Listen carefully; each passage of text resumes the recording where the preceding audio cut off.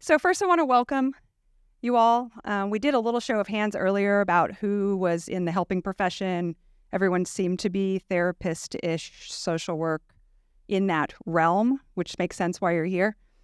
So we're grateful for you all in your openness to kind of take this journey with us to explore shifting social work into soul work. And it's nice to we know that we're in not only good hands with you all, but in good hearts. And I think that's why you're here. I think that's why we're all here. So, brief introductions. Our buyers are in there, so we can't waste our precious minutes on all of that. But my name is Kim Flournoy Joseph. My Cantonese name is Kim Lin, which means golden flower. And I think we'll probably get into a little bit more of our backgrounds as we unfold. But Holly and I know each other from Virginia Commonwealth University. I was an associate professor there, maybe on your search, I'm not sure. I remember you coming in and was like, yes, we need her. And I left the school a few years ago, and I'll talk about that shift because it was a very intentional shift to leave clinical work.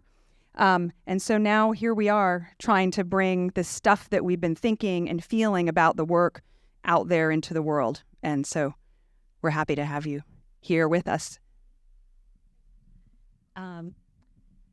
My name is Holly McGinnis, and I am also known as Lee Hwa Young. That is my Korean birth name. I was adopted from South Korea when I was 3 years old. Grew up in a lovely Irish Catholic family outside of New York City. Largely didn't think about my adoption or my race or my identity until I went to college. And that's when I said, hey, how am I an American with this Irish last name, a blonde hair mom, and a Korean face? And that question and that inquiry, and particularly the question of how do we love across difference and how do we love across loss, has animated my career. I started a group in New York City in 1996 for adult international transracial adoptees because we are really complicated families. And that led me to social work. And I did clinical work with children and families. And then I did policy work on child welfare and permanency.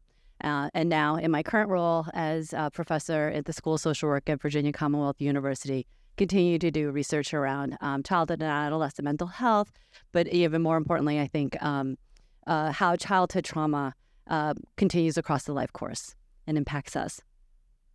So what we're trying to do today is kind of really set an inquiry. And so we're really actually quite grateful to you all to be participants in this inquiry. But as Kim's noted, she and I recrossed paths. I started at VCU back in 2017, and we both had this paradigm shift around social work and healing during the COVID pandemic, and it percolated a bit through our own personal experiences and mindfulness practices. And so what we're trying to articulate today is really a work in progress. One that says we need to begin to include mindfulness training in formal schools that are training mental health professionals before you get out into the field. And then the second part is what kind of mindfulness training is helpful for us as healing professionals. And so we'll address some of this, through the course of this presentation. So briefly, many of you already probably know, and there's been already references, throughout the conference of the critical problem of mental health that our country is facing. Professional social workers are the nation's largest providers of mental health services, with more than 60% of mental health treatment being delivered by social workers. We're also occupying healthcare, 20% of the healthcare workforce, and we are burnt out. And as well as our other professionals in mental health. Where's that clicker? Okay, there we are. So when I looked at the literature, because I knew my students, my friends who were therapists, they were all doing aspects of mindfulness techniques and training, especially with mindfulness-based interventions. These tools are in there. So I knew my students were getting exposed to it professionally. But when I looked at the research literature about what were we training and preparing students for, it was pretty much non-existent. And if it is existent, it's very much emerging. So most of the studies I was able to find are case studies. And so the way mental health professionals, teachers, educators are thinking about it is using mindfulness in many of the same ways that it's being used in other institutions. So to improve worker stress, to work better with our clients, to help students learn, as well as I think this is very unique to social work because we have a course on social justice and social work to teach around that kind of pedagogy. We are not formally embedding them in our curriculum. They are elective classes. They are techniques maybe throughout the curriculum or an enrichment program. So it's really clear also we don't have any consistency on what is being taught as mindfulness. So I like to just go back a little bit historically to situate social work historically, as well as mindfulness-based practices historically, to begin to make an argument for what approach is around mindfulness that we could adopt. So social work is pretty much a young profession. We emerged out of the late 19th century, early 20th century, massive time of industrialization, urbanization, capitalization. Think of all those robber barons who were just taking the money from everyone without any systems of welfare. Social work also was really born out of a shift in Western thought and philosophy, marked by the scientific revolution, in which the center of the universe no longer was God, but was man, human. And so as we enter into the modern time of the notion then of social suffering began to become a responsibility for humans to take care of. And so we developed many mechanisms to help others through charity organizations, welfare programs, and that kind of stuff in the West. What's interesting is that when we think about the origins of mindfulness practices in Hindu and Buddhist and Eastern worldviews, they were also interested in a similar question of how to alleviate human suffering, especially Buddha. But given their very different roots, the solutions to these problems looked very different. And so, whereas in the West, the approach to alleviating social suffering became more doing, in the East, the approach to alleviating social suffering became a philosophy of going within. So this is a very gross overgeneralization of Eastern and Western worldviews. But it's helpful to have these to think about what happens when we adopt practices that are rooted and founded in one worldview and we bring them into another one. And so what I want to highlight here is this difference between a notion and a worldview of interrelated or oneness versus separate parts from the whole. The Western worldview of separate parts from the whole has created a reality in which the mind is separated from the body and is separated from the soul. We've likewise created institutions that focus on those separate parts, educational systems for the mind, gyms for the body, churches for the soul. The Western approach is also largely extractionary and colonizing and capitalistic. That is, that when the West approaches the other, we tend to extract those technologies and remedies with a disregard for the ecosystem history beliefs from which those practices had come from. So when the West began to extract and adopt and adapt these mindfulness practices and secularize them to help reduce stress and mental health without considering what these practices were originally intended for, I argue we risk the losing the very essence that made these 5,000 plus year old practices so effective. So what we're kind of situating is that contemporary Western mindfulness practices risk losing these holistic origins, which these practices were founded on. And when we do so, then we will be perpetuating, colonizing, and appropriating of other cultures and worldviews to fit our own. But what I think is more important is that we miss what can truly be offered by these indigenous practices. In the Western mind, we first see mind, body, spirit separately as parts. And because we've created institutions around them, we can't talk about spirit in a place that's focused on the body, like in medicine, or in the mind, like at school. So, but to honor the original intentions of these practices, we have to incorporate spirit again. What these original mindfulness practices were intended to do was to help us quiet the mind so that we could begin to touch and experience ourselves as whole, not parts. When we continue to teach mindfulness practices without that intention of wholeness, but rather to just only reduce stress or to improve mental health, we're actually then not preparing our clients for the other possible doorways that open up, and we're intended to be opened up by these practices to encounter the soul and experience wholeness. So I want to say it's still okay for mindfulness leaders and practitioners to focus on alleviating stress and anxiety. But I also want to argue that we also have a responsibility for understanding the deeper intent of these practices, that they were intended to have us have an experience of wholeness, or what we could call that holy, what is holy. So when we're talking about moving from social work to soul work, what we ultimately are pointing to is the need to have that intentionality and consciousness around the fact that we are doing whole work, which is inclusive of all of its parts as well as the whole. So in social work, we often teach a biopsychosocial model of human development. We also have a tradition around a biopsychosocial spiritual model for health. And I really appreciate the fact that this opinion piece in 2016 by a bunch of physicians were pointing to the same exact thing. So in the piece, they say, currently, spirituality has paramount importance for high standard medical training and clinical practice. This is notably associated for mental health. However, a true paradigm shift will occur only when the human spiritual dimension is fully understood and incorporated into healthcare. Then one will be able to cut the stereotypes and properly use the term biopsychospiritual model. A sincere and profound application of this new view of the human being would bring remarkable transformations to the concepts of health, disease, treatment, and cure.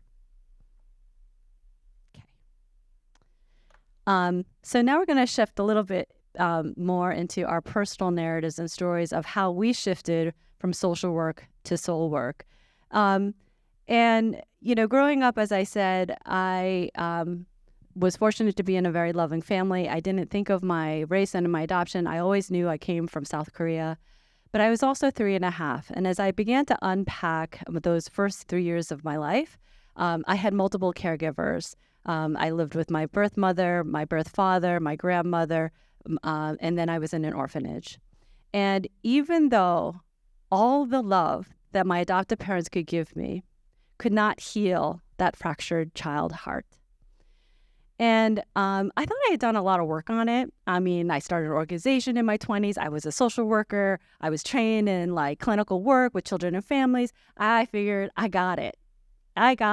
I'm succeeding. And heck, I even became a professor and I was teaching this stuff. And then January of 2020, I found out I had a lump in my breast and that I had breast cancer. And all of those successes crumpled in the face of my death or potential death. My youngest son at the time was 4. My oldest son was 12. And I went down a death spiral. And when I could not answer the question, why did I have cancer, with a biological explanation, I didn't have any of the gene markers. I don't know my family medical history because of my adoption. But at least the gene screening said that wasn't no reason. I had to figure out other causes. And that brought me back to my practices of inner work.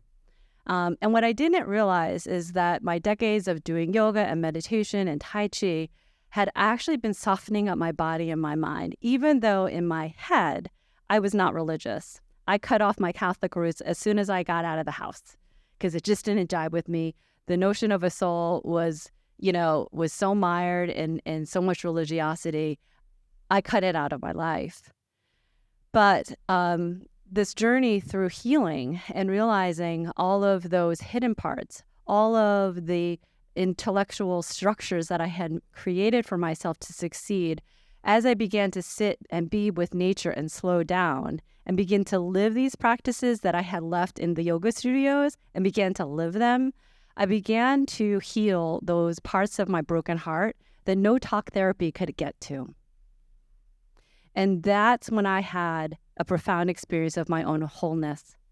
And when I could sit with these words that I realized that my childhood attachment traumas made me very uncomfortable with, I knew I was liberated and I was free. And these are words that I share with my kids now. And I say, okay, I want you to repeat after me. I am safe. I am loved. I belong. I am enough. I am at peace. When we can sit into that wholeness of that you are whole and beautiful and perfect, you are touching holiness. And then anything's possible. Now I'm going to pass the baton to.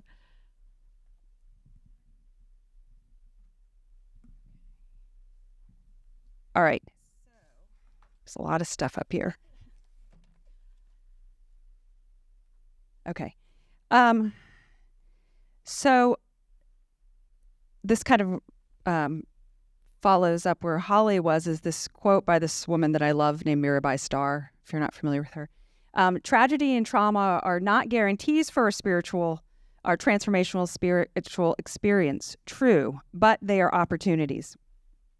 They are invitations to sit in the fire and allow it to transfigure us. Okay, so what we're trying to talk about here is shifting from clarity and awareness to sinking into deeper soul healing. Okay, so my shift or my fire, right? To quote Mirabai Starr, my fire was. I mean, I had multiple fires throughout this lifetime. But 10 years ago, a little over 10 years ago, my mother died. And it was less about the death, her actual dying, and more about the how and the why. So my mother was murdered, and she was murdered on my birthday, almost to the minute of my birth. And I only say those details because I want you to sink into the depths of that, the layers that come with that. And the irony was that I was a trauma expert and grief expert. You know, like I taught these things, I did these things, I walked with people through these fires. But this kind of fire was different. This was the kind of fire, as Holly mentioned, like you can't talk your way out of. Do you hear that? You know, like, and I think that's why you're all here. Okay. You're like, yeah, we know. But the other thing is that because of the prior practice that I already had and my ancestral practices that have been going back for thousands of years that I was able to tap into, because we can do that, I was able to approach this fire as a teaching in dissolving duality. Right? Because it's not just this death loss, but to have it happen on a day that was my birthday, right? These polarities, this joy and this grief in this moment. But also as a social worker and just a human being, I really value, and had always valued, the worth and dignity of all humans. So now I'm also faced with, but what about the people who killed your mom on your birthday? So all of these things came together in this place that, with all the training I had, and psychotherapy, personal, all of the things, I couldn't get to that place. We can't talk our way into it. We can't even, this morning's keynote was like a perfect primer for that. You know, and there are parts of our brain that shut down. You can't access those parts. And what we're reminding everybody is that mindfulness meditation can, right? The history of that is to bring us not just to awareness, but to awakening to a new way of being. Okay? And so, when you are, I guess, shattered, I don't know if you use that word, but soul wounds require soul work, right? Not just the talking of things. So there were these great limitations that I found in trying to put myself back together after something like that were just beyond the brain. So I'm going to skip this. We were going to do a minute meditation to help us make that shift, because what we're talking about is like going from here to here. But I feel like y'all walked in that way, so we're gonna. And I know they're not fans of guided visualization here. So what we were positing, what we were remembering is that mindfulness is a doorway. It is not a place to just stop. It's not a place to it can be a place to manage trauma, but it can also be a place that helps you heal it. Because when we go into those places, we can access our unconsciousness. That's what the practices are meant to do. So how do we, as people in this profession, utilize that, whether we are guides or just that we know it exists and we move people in those directions so that they can access those wounds that you can't access here. So that question that Holly posed earlier is, are we ready for a true biopsychosocial spiritual model? And I think our answer is yes. And the next couple slides are some very informal data of clients that I've surveyed, of people that I work with, because I do this work one-on-one and in groups with folks. And when I brought about the question to some people about why this? Because most of my clients are therapists or people who have been in therapy. So it was kind of like this final, what else can I do? How else can I access this? So it became like a new resort, not necessarily a last or final resort for folks. And so answering this, who is the we that is ready for this?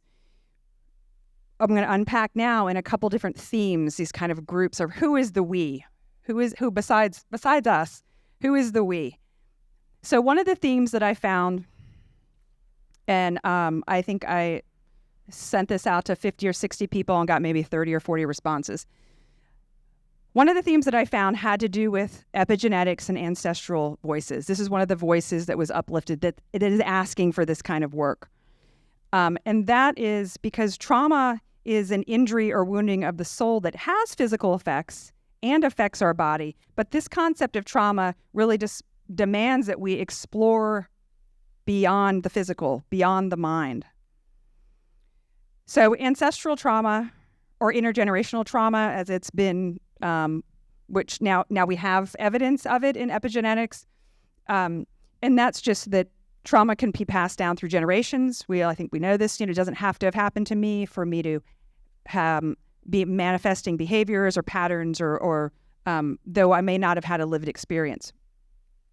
And so using mindfulness as a way to drop into that unconscious place, we can access ancestral knowledge and wisdom.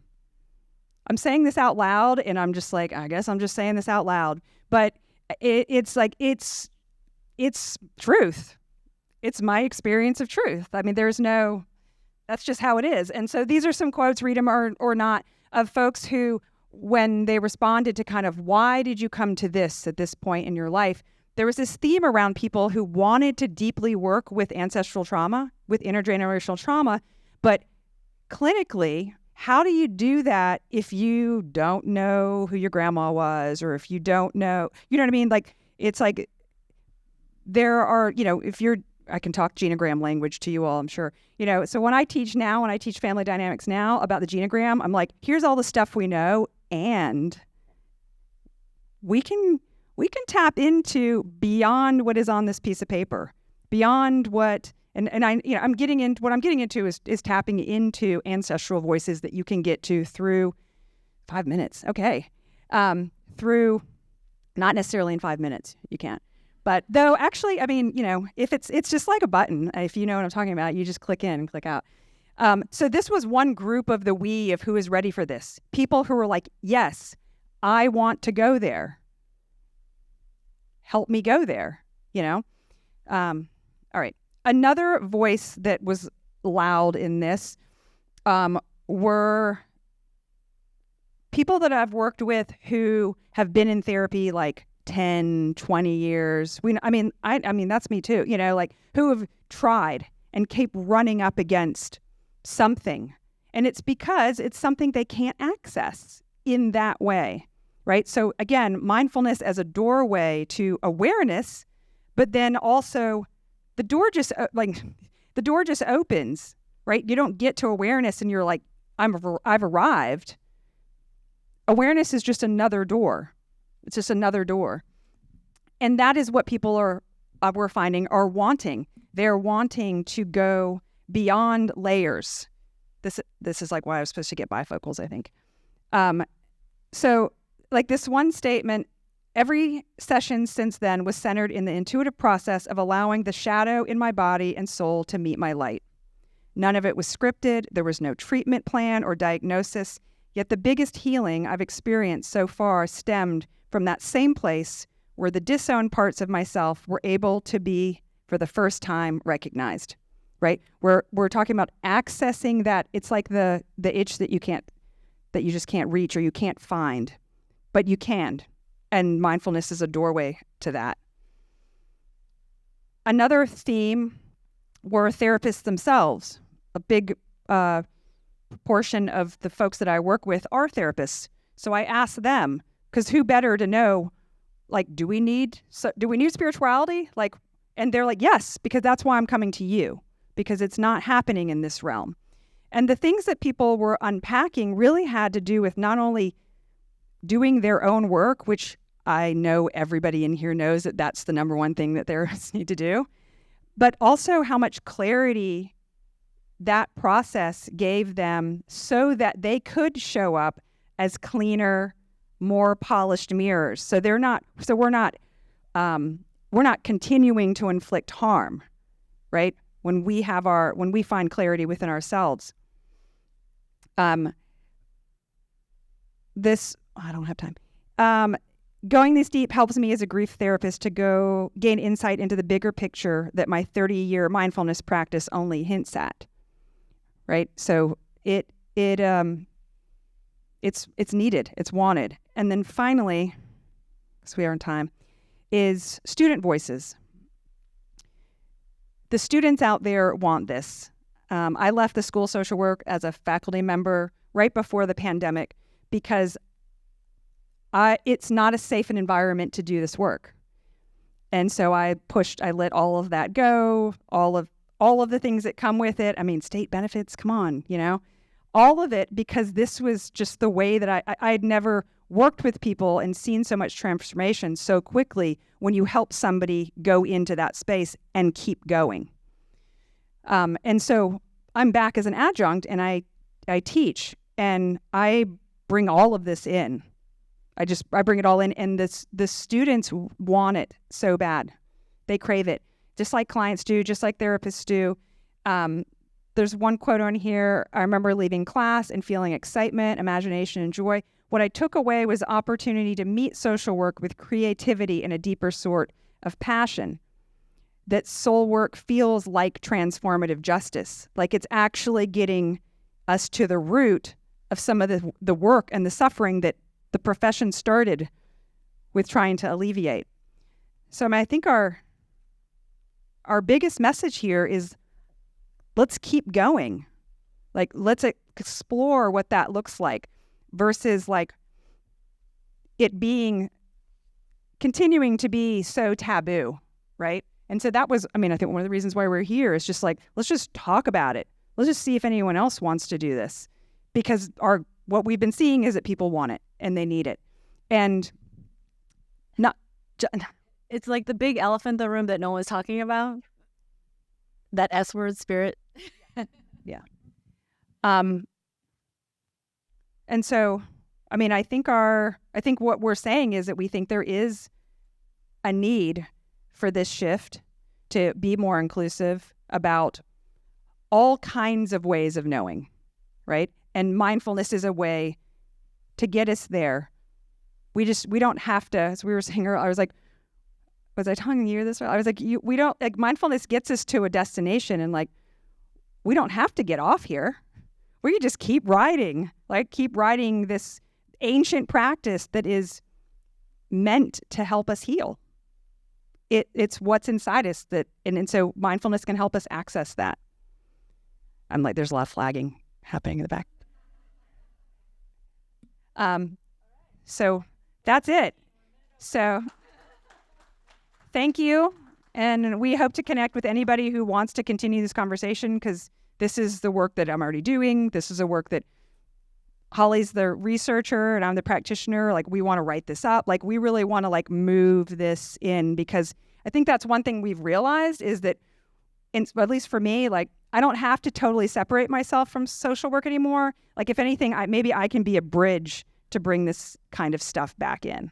And you don't know me as a scientist, social scientist. I'm like, that S word. Like, am I going to ruin my career?